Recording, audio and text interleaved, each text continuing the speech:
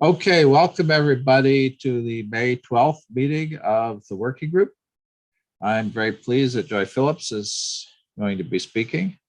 She's always been a staunch supporter of ours, so we're glad to get her on the roster today. As always, I need to remind you that the meeting is being live streamed on YouTube and recorded, so please keep that in mind. You'll notice a big change on this sheet, which is that Tom Hellikar has stepped up to be co-lead, and Reinhardt will continue his leadership of the digital twin subgroup. But Tom is giving new energy and vision to the working group, and we're very grateful to him for being willing to do that. I'm going to continue on for the moment, although if somebody wants to speak up as my replacement, you should feel free. Jim continues as one of the administrators, and Lorenzo is continuing very generously as well.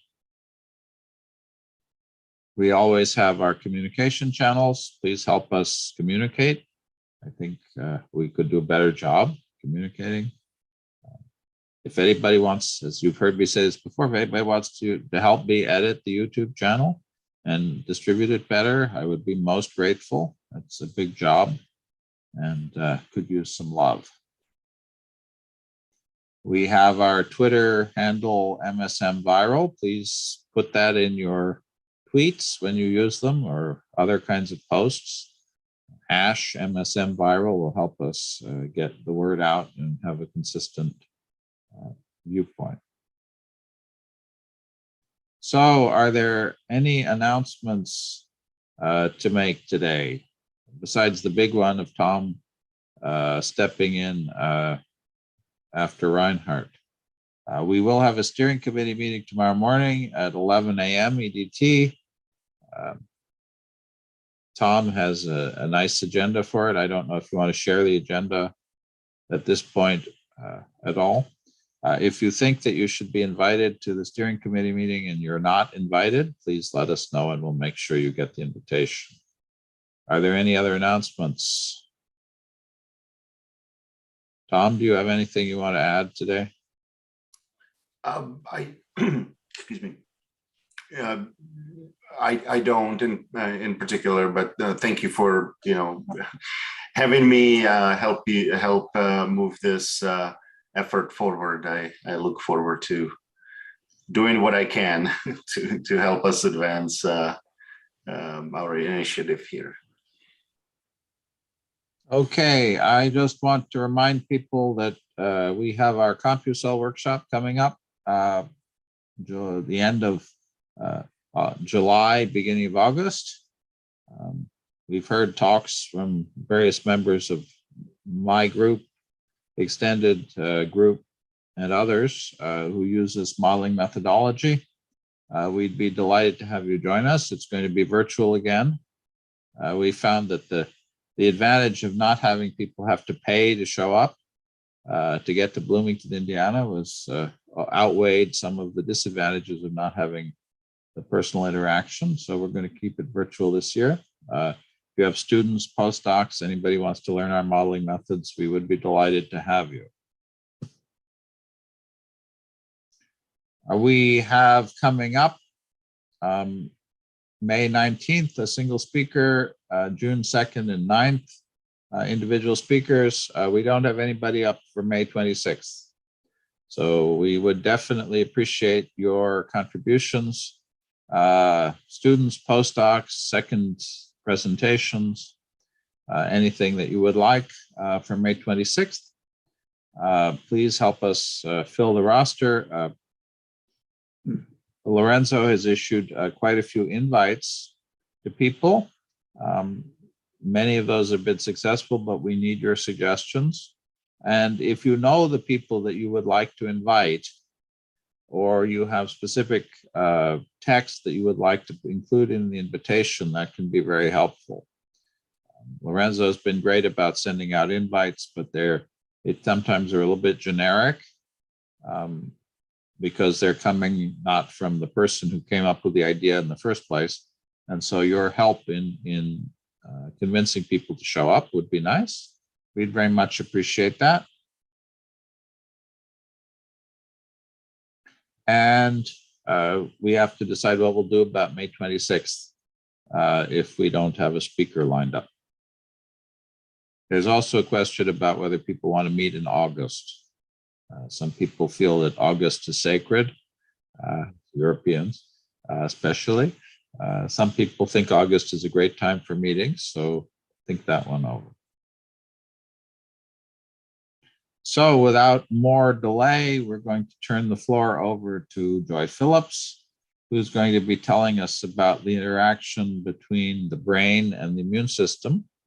And that's a very exciting topic, very timely, and I appreciate you being willing to speak to us, and I will turn it over to you. Okay.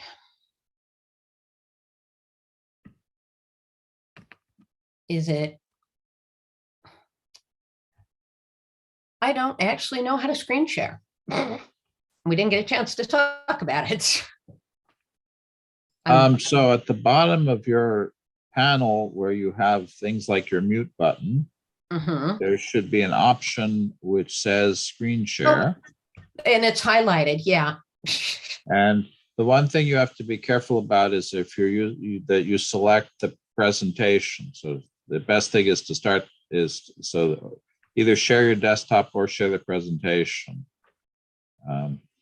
So that you show the actual, so we're seeing that. So if you now go into slideshow, we'll see what happens.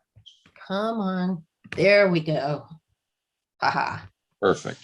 Now let me make all the faces go away. There we go. Sorry, I'm working with a laptop that's not mine. I'm not very good with it, so I apologize in advance where I advance slides incorrectly. So yeah, this is going to be a little different than most of the talks that we get here. I'm a cellular immunologist, not a mathematician in any way, shape, or form.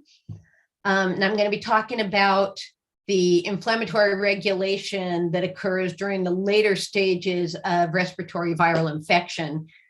This has really grown from my work exploring chronic inflammation that leads to age-related immunodeficiency. Going to give a little background, so I apologize if this gets, maybe I'm going to give a little background. There we go. So as we age, all of us start experiencing increased systemic inflammation because immunologists are not good with names. It's known as inflammaging. I didn't name it. It's a stupid name, but it's a critically important concept. Basically, the age-associated increase in circulating inflammatory cytokines underlays pretty much every negative aspect of aging. Most important to me at the moment is the impact on immune function. As we get older, we're all less able to fight off respiratory viral infection because of this decreased immunity, and we're also less responsive to the vaccines that we need to protect us. Now, there's growing evidence that this isn't just a problem for the elderly. Underrepresented minority populations are also subject to this increased chronic inflammation. However, for them, it's worse because it is lifelong. It is present at every age. So this leads to a lifelong increased risk of severe morbidity and mortality following respiratory viral infection and decreased protection from vaccines. So it's a pretty big public health area. Now, inflammatory cytokines, as James was saying, are actually regulated by the brain. I apologize if this is something everybody knows. This is the cholinergic anti-inflammatory pathway, the brain immune circuit responsible for inflammatory cytokine regulation. I'm only focusing on the final step where you have cholinergic lymphocytes. They secrete acetylcholine. It binds to specific receptors on inflammatory macrophages. This inhibits NF-kappa B nuclear translocation, thus disrupting inflammatory cytokine synthesis. Now, this was first worked out in sepsis in the spleen. Since then, there's been papers published about it in the intestinal mucosa, the peritoneal cavity, even in the regulation to chronic hepatitis infection. A few facts about acetylcholine that will make sense over the course of the rest of the talk. Now, acetylcholine is produced when acetyl-CoA and choline are joined by the enzyme choline acetyltransferase, or CHAT. Intracellular CHAT expression is used as a biomarker for a cell's cholinergic capacity because it's really not easy to look for intracellular acetylcholine. So we look for the biomarker of its production. CHAT expression is used to define a cell as able to produce acetylcholine. Once acetylcholine is produced and secreted, it's broken down almost instantly. And it's broken down in another enzymatic process by acetylcholinesterase. So because it's broken down so fast, it has to be secreted very near its target receptor for it to have any biological impact.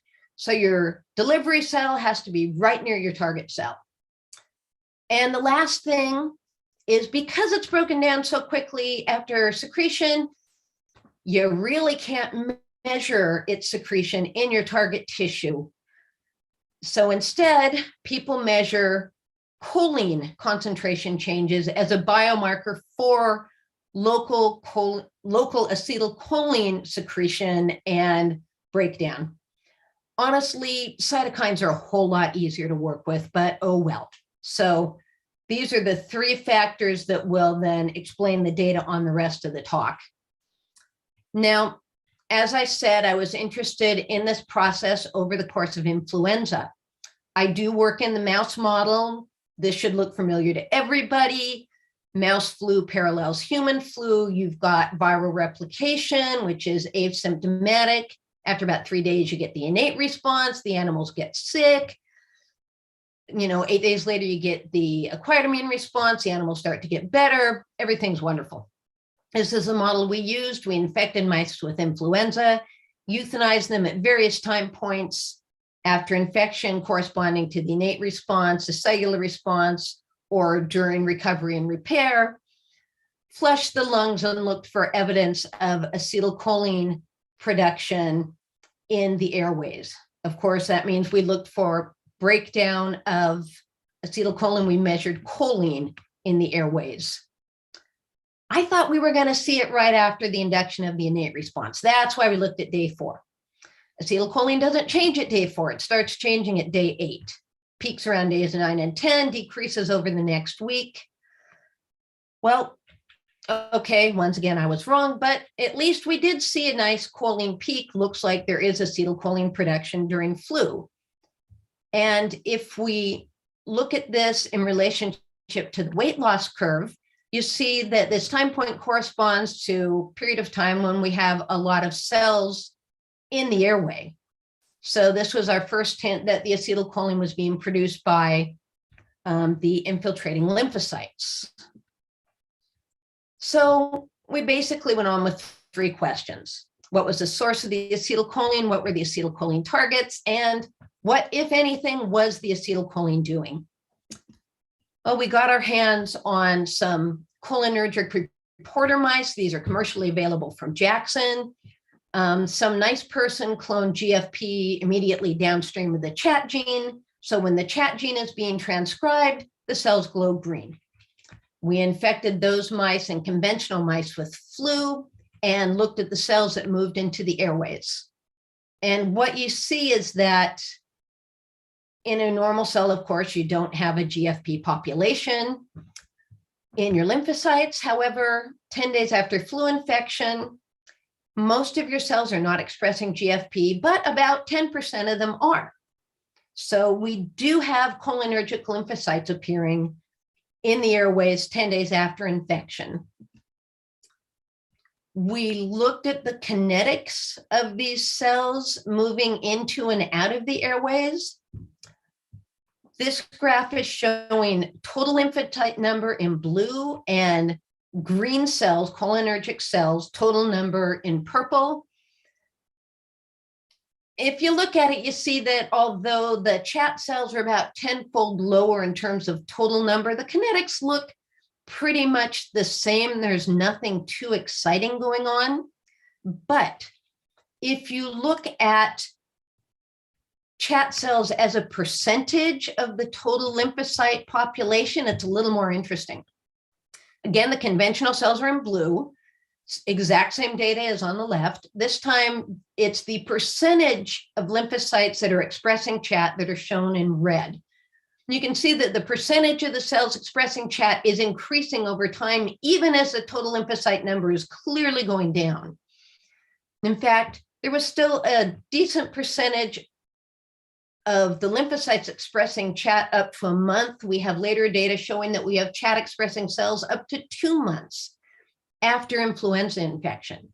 So the fact that the percentage of the cells expressing chat is increasing, even when the overall number is going down, is showing that these cells are responding to specific signals in the lung to perform some biologic activity at this late stage of infection. This was really our first evidence that these cells were potentially performing a specific role in the influenza response and not just producing acetylcholine as a nonspecific factor associated with activation. So we did some profiling of these cells to see what exactly these lymphocytes were. In a B6 mouse, you see that all of your lymphocytes are non-cholinergic. They're primarily CD8s 10 days after infection, 25-30% CD4s, just like you'd expect. The conventional non-GFP positive cells in the reporter mouse follow the same pattern, mostly CD8s, some CD4s, but the cholinergic cells show the exact opposite. 70% of your cholinergic population are expressing chat. Only 20% of the CD8s are expressing the chat gene. So an exact flip-flop of the CD4-CD8 ratio in the cholinergic population. We looked at this also in the lung tissue itself. This is the conventional animal. The results there look exactly like the non-cholinergic cells in the reporter mouse. Most of your lymphocytes in the lung tissue are CD8s, 20-odd% CD4s, pushing 30% conventional B cells. In the cholinergic population, 50% of your cholinergic cells are CD4s. Again, they're the predominant population.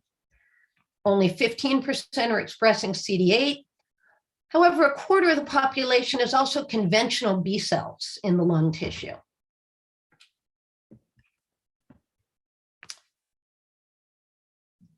So when we look, again, this is 10 days after infection, at the percentage of each lymphocyte population expressing chat in the airways and in the lungs, at 10 days after infection, 33% of your CD4 cells are expressing chat in the airways and over 20% in the lungs. And not only are the CD4s expressing the largest percentage, they're also expressing the most chat on a per cell basis, as measured by the mean fluorescent intensity. As for the B cells, up to 13% of the population are expressing chat at less but discernible amounts of mean fluorescent intensity. The BAL in the lung CD8s, it's only 9%, 9 to 10% of the total population. And also on a per cell basis, they're expressing the least mean fluorescent intensity. It's really barely over background for those populations. Now, we did not reliably confirm chat expression in any other immune population in the lungs beyond the CD4s, the CD8s, and the conventional B cells. We looked a little bit more closely at the cholinergic CD4 cells, since they were the dominant population and expressed the most apparent green fluorescence. First question we had was, are these cells antigen specific? Are they responding apparently to the viral infection, or are they responding to non-specific danger signals in the environment? Easy experiment. We isolated cells 10 days after infection and stained with either influenza-specific tetramers or with negative controlled human tetramers, and separated into CD4 positive, GFP negative, so conventional CD4 T cells, or GFP positive, cholinergic CD4 T cells. And what you can see is that both of these bind the influenza-specific tetramers at about the same frequency, really just showing that the cholinergic CD4 T cells do in fact recognize specific viral antigen at fairly similar percentages to their conventional counterparts. And I specify that because this is a shockingly controversial statement for grant reviewers. So hopefully it all makes sense to you. It didn't make sense to them. Another feature of these cells, the CD4s bear surface markers that all the papers have shown associated with tissue resident memory.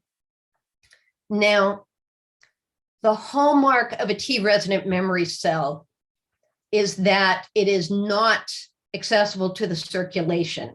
It just moves around in the tissue, as opposed to a naive cell or an effector memory cell that goes from the bloodstream to the tissue and back again. So you can tell if the cells in your lung are resident memory sequestered from the circulation through a cool little experiment where you inject fluorescently labeled antibody, IV injection. 10 minutes later, you euthanize your mice, you look at your lung cells, and you see which populations have been labeled with the antibody that you injected. So we had some mice left over that had been infected with influenza 2 months before. 2 months out, the immune response has long since subsided. Nothing else has been done to these mice beyond racking up cage charges. So injected them intravenously with a labeled CD45, which will label every cell, every lymphocyte that it runs into. Isolated the cells 10 minutes later, stained with anti-CD4 in vivo, and ran them on the flow cytometer. So if you look, you see of the CD4 population, half of them are labeled with the anti-CD45 that was injected, and half of them aren't. Half, fair amount of each. The ones that were labeled with the CD45, these are either naive or T effector memory cells. They're exposed to the circulation.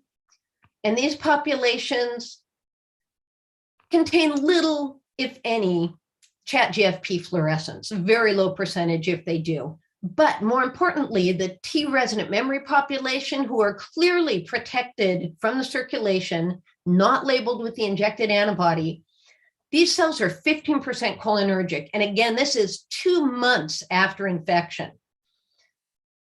So this is the first real solid evidence that cholinergic cells are playing, at least comprise part of the resident memory population long after recovery from influenza infection.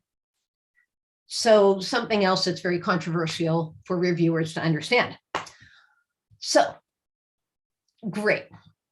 Pretty nicely shown that I have cholinergic lymphocytes moving to the lung after infection, and some of them hang around for a really long time.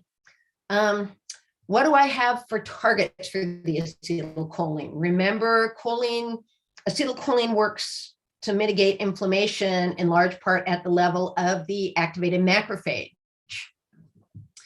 Well, we had some older data actually looking at ongoing inflammation during flu, where we were isolating macrophages from the airways a week after infection, 7 days after infection, isolated these cells, cultured them for 6 hours with or without profeldenate to block protein transport, and stained for intracellular TNF. Sure enough, not a big surprise, 7 days after infection, you have both exudate macrophages and alveolar macrophages producing a fair amount of TNF. This is not earth-shaking news, but yes, in fact, we do have some inflammatory macrophage targets for the acetylcholine to influence. So now we have cholinergic cells, we have macrophages, but remember, the source of the acetylcholine has to be very near the target cell. So if these green lymphocytes are delivering the acetylcholine to these inflammatory macrophages, we should be able to find them near each other. For that, we had to move to histology. Flow cytometry won't help you there. But this is seriously my favorite talk in the slide, and it got my master's student his degree. We used IBA1 to label activated inflammatory macrophages. We used anti-chat to label the cholinergic cells. And we found the macrophages and the cholinergic cells not just close to each other, but in direct physical contact. And we found it all throughout the lung. Of course, I say we loosely because it was my student Alex.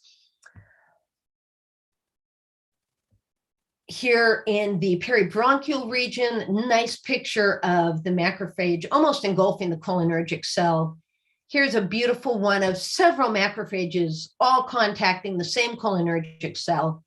And here in the balt, I love these. You can see the macrophages reaching out to contact a cholinergic cell here and here. And here you have more evidence of apparently multiple activated macrophages trying to contact this green cholinergic cell. So excellent. We have the cholinergic cells, the macrophage, physical contact, apparently acetylcholine being delivered. We don't know what the acetylcholine is doing. So the obvious experiment is you disrupt the whole process. We did that by treating animals with hemiclinium-3, which blocks the high affinity choline receptor, essentially inhibits reuptake of acetylcholine, deprives the cholinergic cells of raw materials. Infected mice with flu, treated them once a day with either hemiclinium or saline, starting 7 days after infection. The day before we start seeing that cholinergic burst. Treat them once a day for only 1 week and look at illness and recovery. We did euthanize some animals on day 10 to make sure we had an effective dose. And sure enough, the HC3 treated animals had evidence of higher choline concentrations in the airways, showing that in fact, reuptake of choline after secretion had been inhibited. If you look at the saline treated animals, they lose weight. We inject once a day with saline. They peak out, they recover. It looks like a standard flu experiment. If you look at the hemiclinium animals, they're losing weight at the same rate because, of course, we don't start treating till here. They don't really lose more weight, but they show a trend towards delayed recovery. But clearly what does happen is they quit recovering. They stop regaining weight at day 12. Now, we stopped giving hemiclinium that day. And this stuff has a half-life of like 8 hours. So it should be cleared from the system, certainly by day 14. And if anyone has worked with mouse flu, as soon as those mice feel better, they can gain 1.5 grams or in a day. These mice are not feeling better. They're not regaining the weight, even once the drug treatment has stopped. So something has happened to induce longer-term morbidity in these animals. When we went and looked at the lungs again, stained once again using IBA1 as a marker of inflammatory macrophages. Here's the infected animals that were injected with saline, the infected animals treated with HC3, and you can clearly see there is a lot more red HC3 in those treated lungs. Now, I don't know if UDWAC is here today because it's finals week at State and all the faculty are crazy busy, but UDWAC George wrote us a cool little image segmentation algorithm to automate looking at these pictures through MATLAB. And what we found was that both area of stain, or how much of the lung was covered by red, and total staining intensity, how bright the red was increased in multiple areas of the lung in the hemiclinium treated animals versus the saline treated animals. So basically, we've extended the period of inflammation even after we have stopped treating with the hemiclinium. This is, again, 15 days out, 3 days after treatment has stopped. Now, the consequences of that extended inflammation are shown here.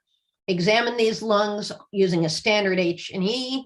By we, I mean we sent it out to a veterinary pathologist who was blinded as to treatment.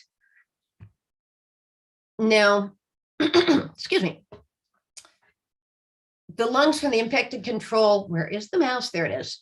Infected control animals show mild to moderate perivascular mixed infiltrates of lymphocytes and neutrophils. The HC3 treated animals show more moderate, higher moderate infiltrates in the alveolar interstitial areas and in the perivascular regions. And furthermore, if you look more closely at the HC3 treated lungs down here, you can see that those lungs show evidence of abnormal lung remodeling, including areas of multifocal type 2 pneumocyte proliferation with the yellow arrows, where there it is, multifocal squamous cell metaplasia with the green arrows, and signs of fibroplasia with the blue arrows. So altogether, these data support the idea that acetylcholine availability is playing a key role in the transition from ongoing inflammatory immunity to immune resolution and proper tissue repair. Now, I will be the first to point out that these are, in fact, associations. I have not directly shown this. I don't know what is exactly happening at the level of macrophages when they bind to a cholinergic cell and the acetylcholine pathway is induced. I don't know if the results are different if it's a cholinergic CD4 T cell versus a cholinergic B cell. And macrophages are the worst. They are the Schrodinger's cat of the immune system. You look at them, you change your gene expression profiles. You isolate them, you really change your gene expression profiles. And also gene expression is very, very, very dependent on where the cells are within the local architecture. Influenza is focal. There's going to be areas that don't show any inflammation at all. But if you isolate all the macrophages in a tissue, you're basically averaging results.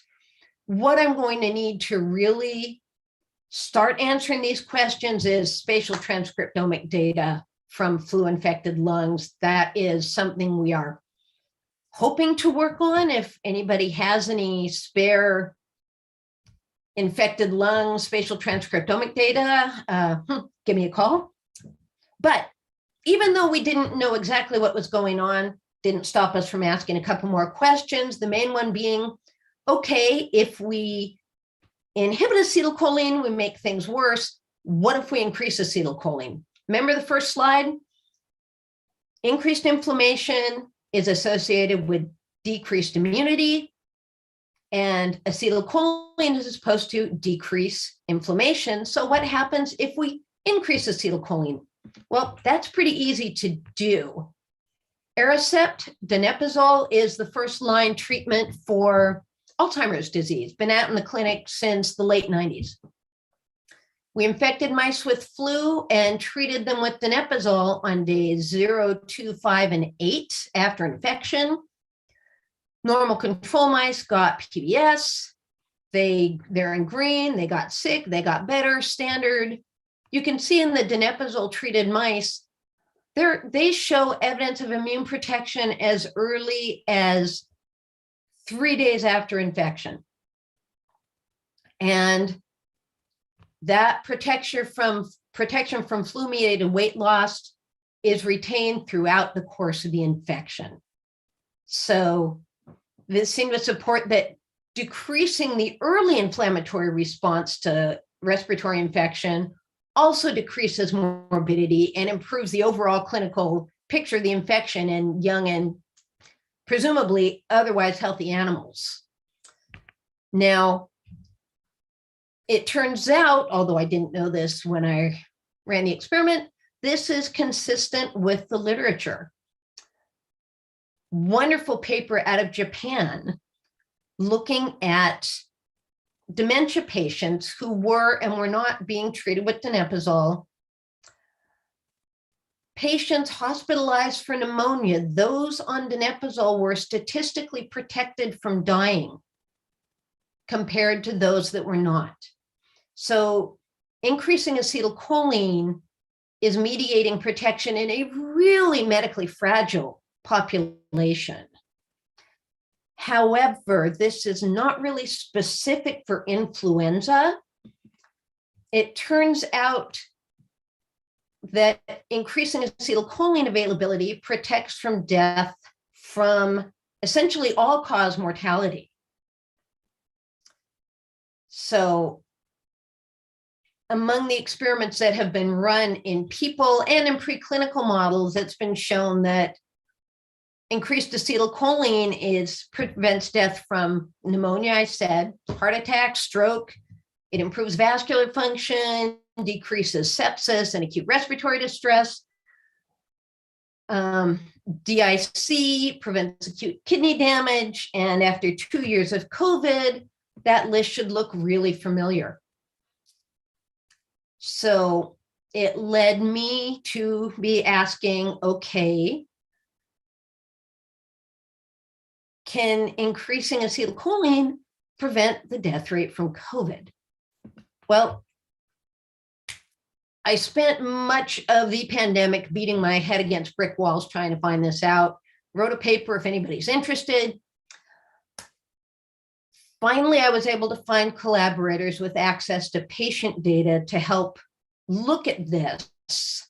The paper is going out this week, and since it's their clinical population and their data, and they did the analysis, I don't really feel as if I can show the actual data. However, I will say that in a population of elderly veterans, so this is essentially old white men with Alzheimer's disease, those on donepezil do in fact show some level of protection from death over the 30 days immediately after a diagnosed COVID infection. Now, the degree of protection is pretty much the same thing you would see in the all-cause mortality. So it's not specific to COVID or even respiratory viral infection, but there is global protection present, and certainly a direction I want to deep dive into as time goes forward. And I think I will stop there and just say, yeah, inflammation is bad. And it turns out during respiratory viral infection, we have cholinergic lymphocytes that go to reprogram the macrophages to decrease inflammation and induce proper tissue repair. And it could be that this is a possible clinical target for therapeutic manipulation. And these, of course, are the people who actually did the work. I did do some of the flow cytometry. I'm not completely useless, but my great technician, Edgar, and Alex got his master's out of this. Udwak, as I said, wrote the MATLAB program for us. Dale did our choline analysis. Ralph taught us the fluorescent microscopy. Marilyn is the queen of everything to do with aged animals. Natalie did our blocks for us. Kent did the slides. This is the group who is doing the human clinical data. And I think that is all I have, and I will take any questions if I can get out of slideshow. Lovely. Thank you very much. Floor is open for discussion.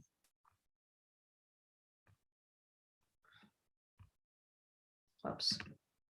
Well, there are two, I guess, naively obvious questions, and then maybe a few things that are less obvious. Lorenzo, I'll ask my question since I got started, and then your turn.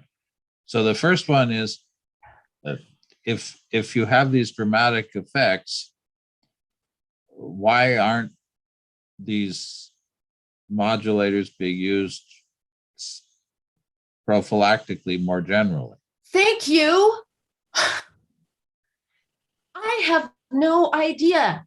Well, let's start with grant reviewers hate this. Hate it, hate it, hate it. It's, and partially they hate it. There's only one. Well, I don't know why they hate it, because the reason, I'm sure nobody will be shocked to know that reasons for grant hatred vary with each round of submission. I doubt I'm the first person that's happened to. But part of it is I need clinical collaborators. When I try to do mouse-specific grants, I like mouse work because obviously you can't do this kind of crap in humans. They won't give you their lung tissue and they're not transgenic. So I can't easily find the cells anyway. But I would have thought that the people who manufacture your Alzheimer's treatment would love to be able to do a recommendation for that being used in everybody over the age of 70. You would think so. So for a long time, this was developed in Japan. Asahi Pharmaceuticals, I think it is, and it was distributed by Pfizer. I actually wrote to Pfizer during the pandemic. I got so desperate over this. But they had released it. It's now available as a generic. And none of the generic manufacturers want to loan money to people like me. And Pfizer is saying, yeah, we're not even bothering with that anymore. And so I couldn't get any traction there. Couldn't get anything through the NIH. And I mean, finally, that was why I wrote the retrospective paper, just to try to get anybody interested in it. It's like, maybe I can't get it published or funded, but maybe somebody else can. What about veterans? I would think that BARDA or one of the other Veterans Affairs agencies might be interested, since you've got a lot of at-risk population there. Well, and where I had been trying to go was the Medicare database. But both of these also, and that was a holdup for me, is that level of data analysis that's not my field. And even worse, just digging through those big databases. I've finally lined up collaborators who can do that. And so, yeah, writing for money again to try to move this forward. But yeah, to me, it seems so intuitively obvious. Why wouldn't we be doing this? But so I don't think it's a naive question. I think it's a brilliant question. And I think you should be reviewing more grants on this topic. So my second question is more mechanistic, perhaps, which is the idea that during aging and during some subpopulations, you have chronic inflammation is reasonable. There are potentially other ways of going after inflammation besides acetylcholine. You could ask the question, if you give everyone ibuprofen every day or some other NSAID, that's going to function in a different way from what you're doing here. And I was wondering whether you have any insights into potential differences in the anti-inflammatory response and the way it plays out that might mean that this is an approach that could either be better than, or perhaps complementary to, or combined with other kinds of anti-inflammatory treatments.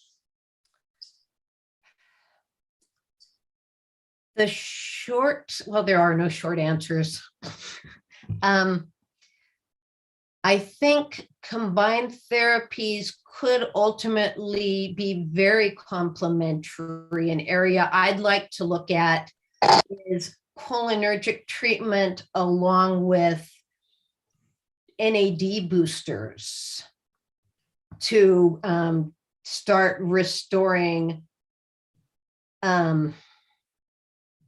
intracellular NAD pools and helping mitochondrial function. I think the two of them could be a very powerful combination. It's a direction I'd really like to go, but could be getting a bit far afield. You know, got to start with getting one thing funded, and then you run the fun experiments and get the other preliminary data. But yeah, that's where I'd like to head. So, but I also just want to put out the shout out for, this is why I think animal models are so important, because so this project is actually a control run amok.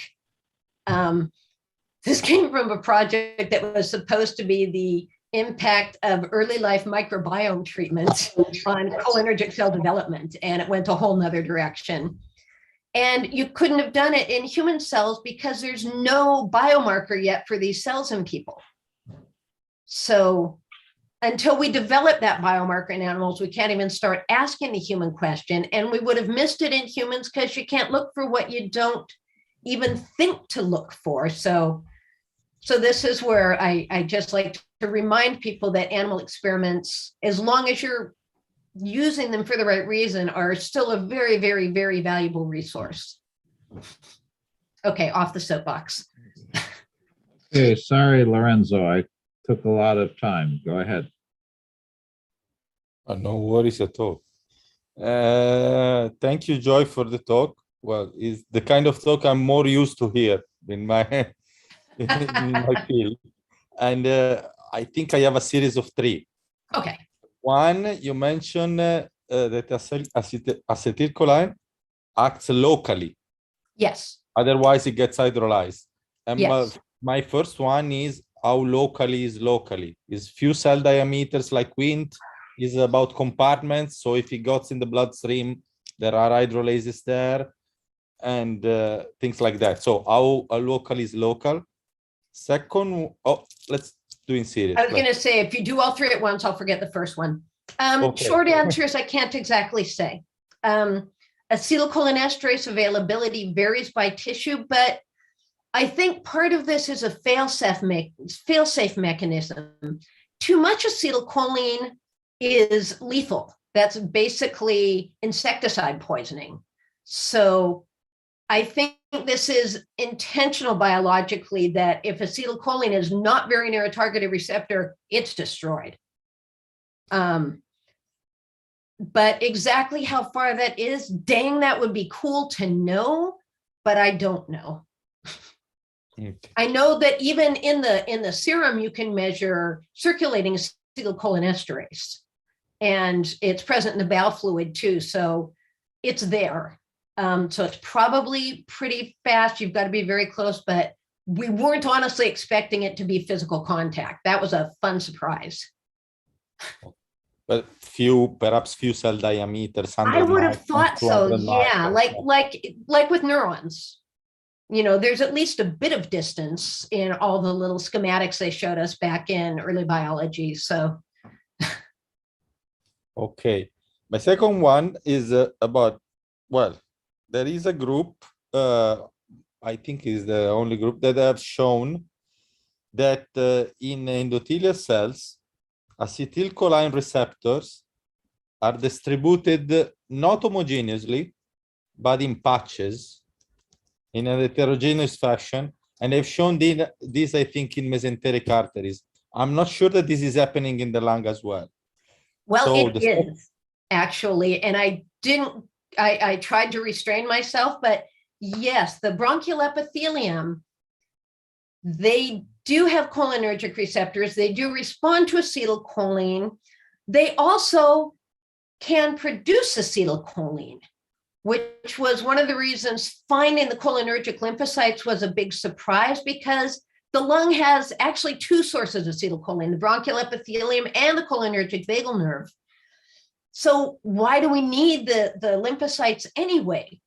Well, I think it gets back to localization. Lymphocytes are found throughout the lung, the epithelium, and the neuron, they're static. They can't move from where they are. So if you need local sources of acetylcholine, you have lymphocytes that can move through the tissue and deliver it. But yes, it does also play a role. in it may be that acetylcholine binding to bronchial epithelium even inhibits aspects of influenza replication, something else that interviewers are surprisingly underwhelmed by. So What about endothelium? So the vascular endothelium. Did you see any chart expressing we cell did not look impact? there, honestly. Other people have looked at that. It's big in the whole blood pressure field and in the cardiac field. So my heart collaborators were into that. I didn't move as far as the vasculature, so I can't actually say. Okay, thank you. Other questions? I mean, one thing you didn't tie it back to was nervous system involvement. Well, you're right, I didn't. And that's because of money. I am dying to know what's happening. I would love to propose it. I can't tell you how many times. Ligate the vagal nerve, find out what neuronal signals, if any, these cholinergic cells are responding to. What neurocrine factors are there in the lungs? What receptors are present on these cholinergic cells? Money, money, money, money, money, money, money.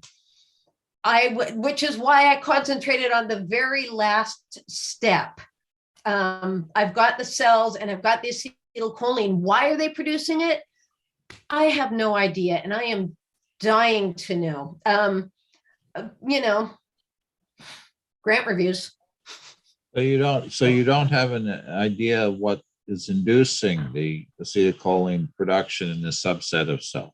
No, I'm assuming that some of it is antigen specific, but I have not yet proved that. I am basing on other people's data the assumption that there's also neurocrine factors inducing acetylcholine, and there may even be TLR agonists from all of the dead cells inducing this. What level all of this plays into the cholinergic response, don't know yet. I mean, we did this on a shoestring, which is why there's so much flow cytometry. I have my own little flow cytometer, so I can do those experiments for cheap. Well, Tom, have there any of your studies of T cell differentiation included acetylcholine related pathways, turn on and turn off? No, we focused more on the signal transduction pathways that are traditionally shown, as regulators of the individual effector T cell. Is there what would have to be done in order to be able to sort of include a acetylcholine arm in your models of T cell? Expanding it, manpower to expand it. But I mean, I'm in money. But is it a technical challenge or more a question of doing it? Just the question of doing it, yeah. So as someone who is a mathematician, before I met Joy and heard her talk, I thought of acetylcholine as a neurotransmitter. And it sounds like from your talk, it is what would normally be called like a chemokine or a cytokine or something, as well as being a neurotransmitter. And so it sounds from your work like your work is purely on the other side. So the question of the neurotransmitter role is whether it's even at play here. So in other words, it's a multifunction chemical. I use the word neurotransmitter because people are used to hearing about acetylcholine that way. It was first discovered in the spleen. It was first isolated from red blood cells or white blood cells, I forget which, but it was all first found associated with the immune system. But then once it was worked out in terms of muscle movement and the brain, the immunologists were forgotten and everybody went to that. And remembering that that's where it was first found is much more recent. But there's not a good term for it either. I miss working with cytokines that you can measure, they distribute through a tissue, you can run an ELISA on them, and they signal the cells from far away, you can find them. Whereas this, it's there, it's gone. It's like looking for elves. It's a messenger molecule, but it's Yeah. it's a It's like it it's like needs a pixie new dust. name, yeah. Signal molecule of some sort, but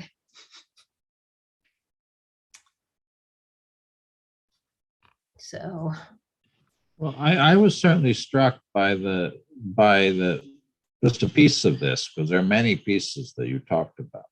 But this intimate association between your acetylcholine plus CD4 plus T cells and your macrophages. And that's the kind of situation, modeling a little bit of the pro and anti-inflammatory loops there. That's the kind of situation, and the fact that you seem to be seeing some literal chemokine type relationship between the macrophages and the CD4 plus T cells. That's the kind of situation where the kind of simulation I do, multicellular simulation, would be a lot of fun. It would be relatively easy to set up a simulation of that. Whether it would be meaningful, what you'd get out of it, I couldn't tell you. But a good undergraduate could build a simulation of that kind. Calibrating it and determining what it would tell you is a bigger job. But actually constructing a simple simulation of that cellular association, those chemical components, and the pro and anti-inflammatory signal in a very generic way, I think is something that would be pretty realizable. And then you have those nice histology slides that you could use to do some validation of it.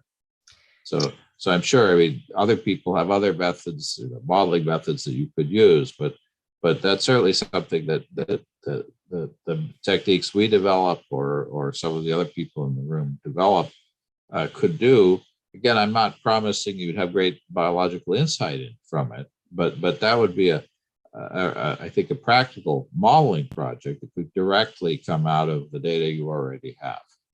I would love to say, something that fascinates me is the issue of macrophage repolarization as a function of distance from a source of acetylcholine, and how that's then going to relate to lung repair versus fibrosis. And that would be so dang cool. So maybe we should sit down, and Lorenzo probably could help us with that. I'm volunteering. I think I was munching about this, and I think, and I just remember me that acetylcholine is a neurotransmitter. And in terms of modeling, I just imagine one thing, well, in the synapses, where you have a very small space, you might have a system where you have a lot of enzyme degrading, but a lot of receptor, and you can create a fast system. While perhaps in the macrophage that you have shown is a little bit less, but we don't know that. We can measure the level of esterase or the enzyme that degrade that, and create a system that is a little bit slow and can at a slightly longer distance. And so you can see 3-4 macrophages that actually react to this, and being a little bit more diffusion based, and be also time-wise a little bit slower, because macrophages take a while to differentiate. Well, This yes, is just imagination. It's just imagining the thing.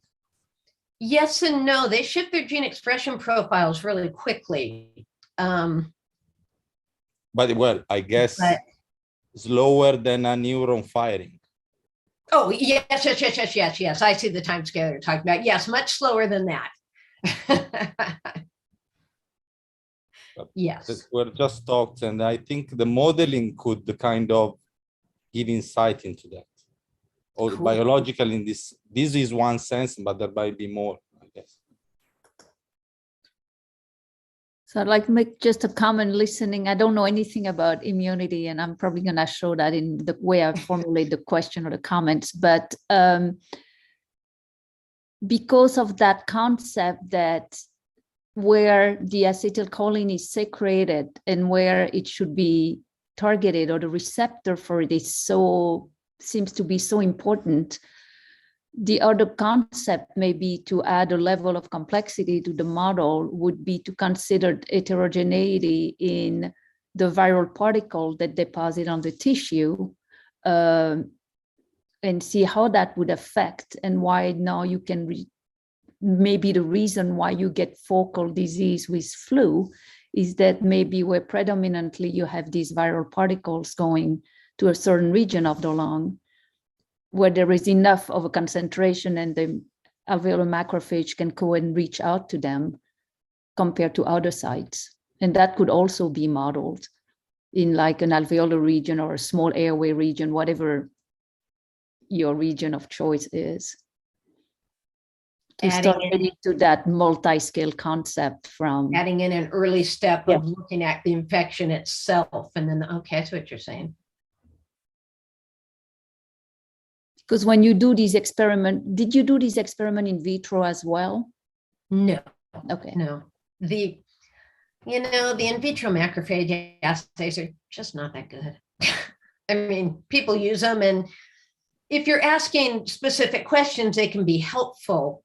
But in terms of this, the level of complexity I was interested in, it wasn't going to tell me anything new. Other people had already published that you have the NF-kappa B inhibition, you have the decreased inflammatory cytokines. The level of detail I wanted beyond that was going to take better analysis tools than I had free access to. So no, it was all at this stage in vivo. And that's why I had wanted to move to the whole digital transcript or spatial transcriptomic studies to really start pulling it apart, to find out how much else I didn't know about what I didn't know. But so yes, anybody who wants to model, hooray.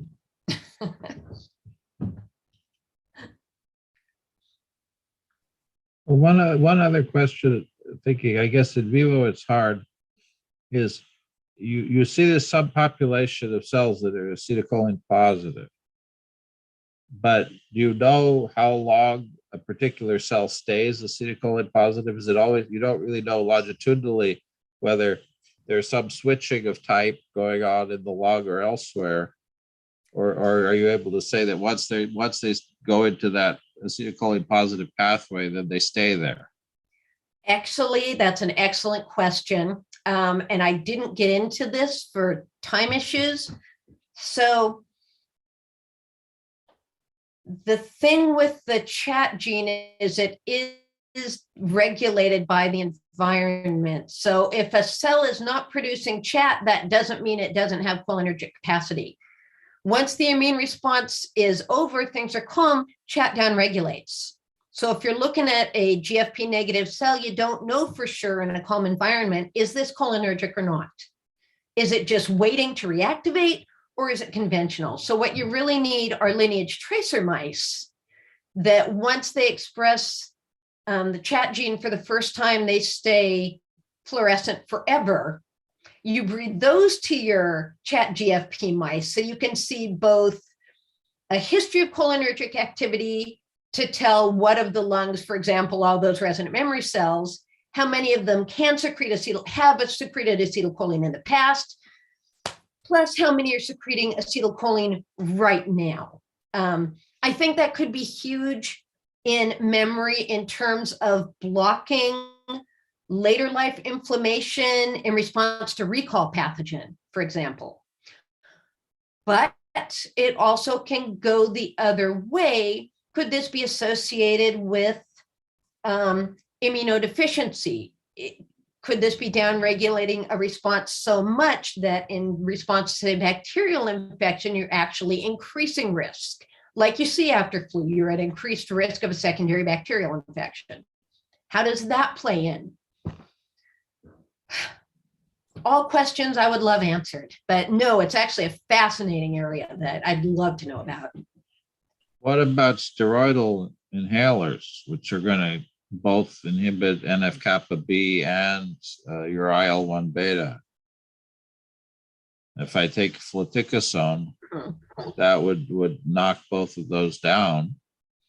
It's associated with increased risk of infection, of respiratory infection, But that's earlier in the process, right? I mean, what you really want is to have the immune response, strong immune response early, and then to have this nice acetylcholine mechanism kick in to get rid of the prolonged inflammation.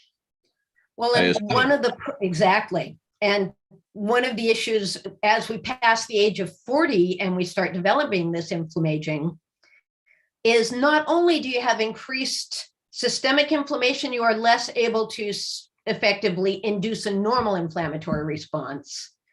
So the ideal goal would be increasing acetylcholine to basically regulate proper immune function, and not that the steroids haven't saved, millions of lives, so yay, God bless them, but doing it without actively depleting immune cells, but reprogramming the immune system to work more correctly.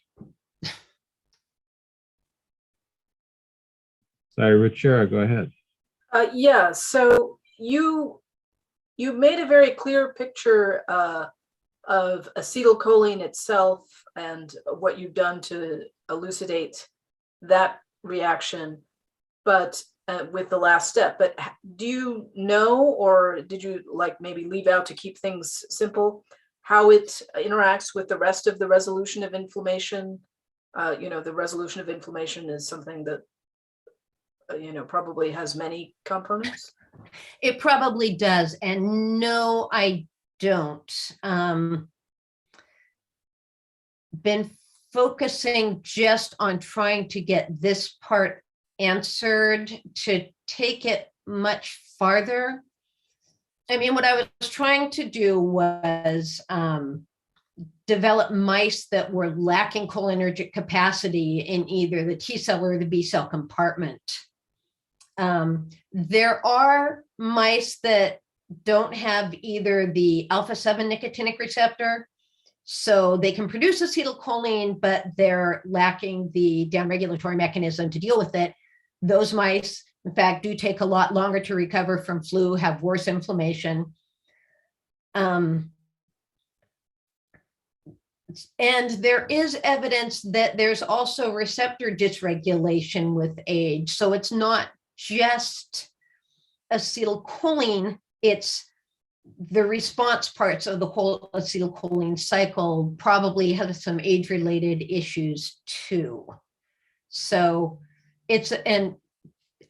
but then it's also going to be important in terms of the fibroblasts, and I didn't go here, but acetylcholine upregulates, oh shoot, I just went blank on it, TGF-beta, which is a fibroblast growth factor, but also can lead to fibrosis. And that was one of our big worries was, well, sure, we're surviving the flu infection and we're inducing pulmonary fibrosis. That's great. But we had some mice that I was treating during the pandemic with donepezil to start looking at long-term consequences. And in fact, we don't see long-term upregulation of TGF-beta. We don't see increased collagen deposition. Histologically, we don't see early evidence of long-term fibrosis in animals that have been treated for a year with donepezil as they're aging. So that was at least a lovely surprise that we weren't swapping out one bad problem for another bad problem. Oh, yeah, that's great. Yeah. In my last postdoc, I heard something about transdifferentiation between fibroblasts and macrophages. Is that something that you have heard of? And do you know anything about whether this could be involved or? I have heard of it. I don't know much beyond that. I mean, this started when I was looking more, alveolar macrophages were my original area of interest.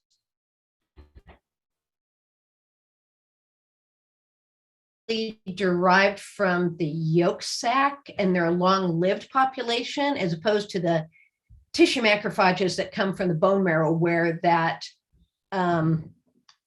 whole process could theoretically be happening. But I don't. And again, macrophages are weird. Yeah. They yeah. do lots of strange stuff. They are just an odd cell population in any tissue. So honestly, I wouldn't put it past them, but I don't know about this specifically. Thanks. So Okay. Other questions? We've had a good discussion.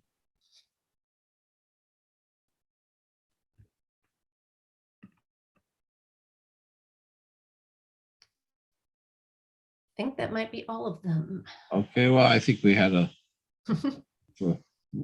often when we have a single talk, we end at 4. So we've had a good long discussion after.